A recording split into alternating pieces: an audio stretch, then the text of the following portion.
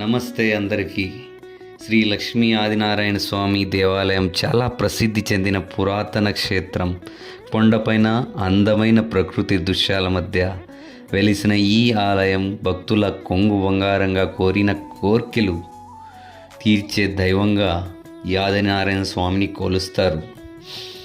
కొండపైన ప్రకృతి రమణీయత, ప్రశాంతమైన వాతావరణం భక్తులకు ఆధ్యాత్మిక అనుభూతినిస్తాయి.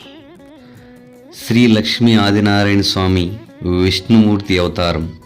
చుట్టూ కొండలతో ప్రకృతి సౌందర్యంతో కూడిన ఈ ప్రశాంతమైన వాతావరణంలో ఈ ఆలయం ఉంది.